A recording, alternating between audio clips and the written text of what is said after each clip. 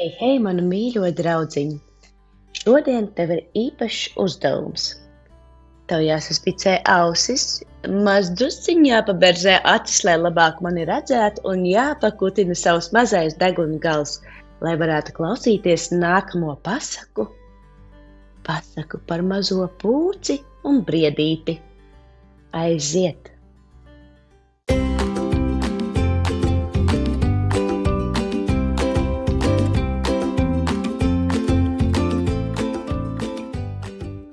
Reiz kādā biezā mežā dzīvoja kāda pūce. Ja nemaldos, viņa vārds bija Olivers.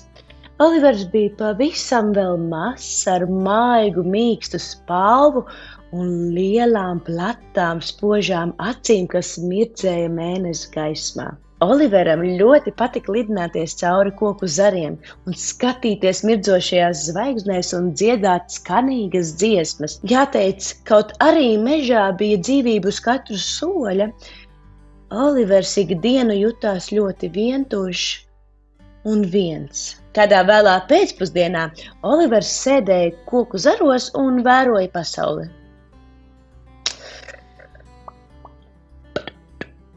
Kad pēkšņi viņš sadzirdēja tādu pavisam dīvainu skaņu. Te kaut kas rūca, te kaut kas elsaka, te kaut kas pūta, kaut kas brakšķēja un krakšķēja. Jāteic gan, ka palika diezgan neumalīgi. Bet Olivers saņēma visus savus spēkus, visu savu drosmi un dēvās pa koku lejā, lai saprastu, kas tad tur tā trokšņo.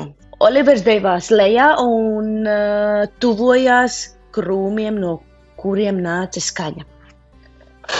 Viņš piegāja klāt, dikti nobijies un ieraudzīja, ka krūmos bija sapinies mazs briedītis.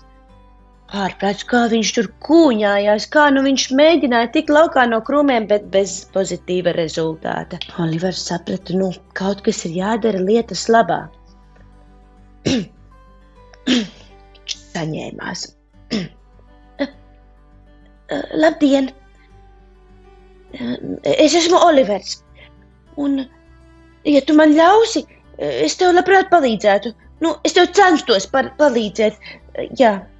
Vai es tev drīkstu palīdzēt? Briedītis sarāvās no pārsteiguma, pacēla savas skaistās mirdzošās acis un teica, tu nāc tieši šajā laikā, un es būtu ļoti pateicīgs, ja tu man varētu palīdzēt, jo kā tu redzi, man vienam galīgi nesenāk. Tad Olivers ķērās klāt, kā varēja, bet centās ļoti ar saviem mazajiem, bet asajiem nadziņiem, plēsa katru zariņu pēc zariņa un šeku reku atbrīvoja mazo briedīti no gūsta. Šitā lieta! Paldies tev! Tu tiešām man palīdzēji. Starp citu, prieks iepazīties, es esmu briedītis Gustavs. Mazais pūce Olivers sakautrējās dikti no lielās uzmanības. Viņš pat nezināja, ko lai īsti dara, bet briedītis turpināja. Klausies, man tev ir jāsaka viena svarīga lieta. Vai tu zini, ka tu esi ļoti drosmīgs un ka tu esi ļoti izpalīdzīgs un ka bez tavas palīdzības es tā kā vispār nemaz netiktu galā? Es tev vēlos teikt lielu paldies! Ko niekus, teica pūce Olivers. Es jau darīju pašsaprotamas lietas. Ja kāds ir nonācis nelaimē, tad viņam ir jāpalīdz. Tu biji nonācis nelaimē un es tev palīdzēju. Un tā sākās skaista draudzība. Ikdienu Olivers ar Gustavu tikās, lai kopīgi pavadītu savu brīvo laiku. Viņi daudzījās, ākstījās, skraidīja, pamācīja viens otru, Gustavs pastāstīja Oliveram dažādas metodas, kā var noķert taureņus. Izrādās, ka mazais briedīts Gustavs bija iestidzis krūmos tikai tāpēc, ka viņš centās arī noķert kādu taureni.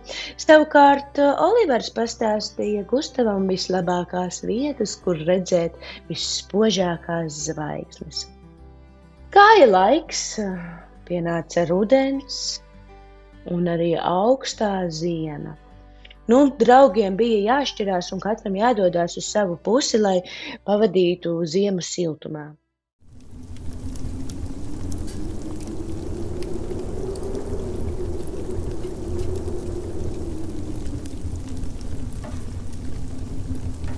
Sāls ik dienu kļuva spēcīgāks un spēcīgāks. Pūta stiprs vējš, un Oliveram savā koka dubumā bija kļuvis pavisam augsti. Viņš nebija sagatavojies ziemai. Viņš drebinājās, un teju jau likās, ka pēdējā stundiņa ir klāt. Savukārt Briedītis gan bija izklājis savu migu ar mīkstiem salmiem un nejuta spēcīgos ziemas vējus. Puķa Olivers nolēma mest kaunu pie zemes un doties pie sava drauga Briedīša lūgt palīdzību, jo viņš saprata, ka vairs nevarēs izturēt šo lielo ziemas augstumu. Ar pēdējiem spēkiem Puķa lidoja pie sava drauga, saņēma spēkus un devās iekšā Briedīša migā. Sveiks, dārgais draugs! Saki, lūdzu, vai tu vari man palīdzēt? Es galīgi neesmu sagatavojies ziemai, un es ar pēdējiem spēkiem esmu atnācis pie tevis lūgt palīdzību. Vai es drīkstu mazdrusciņ pasildīties tavā siltajā, mājīgajā migā? Briedītis izpleta savas lielās spožās acis un jautāja: Kas par niekiem, mīļā Pūce? Kur tu biji ātrāk? Mēs taču esam tik labi draugi. Protams, ka tu vari pavadīt ziemu, visu ziemu tu vari pavadīt pie manis. Tici man, mums divatā būs daudzas reizes siltāk. Nāc iekšā, nāc tuvāk man un sasildies. Pūcei acu mirklī kļuva siltāk.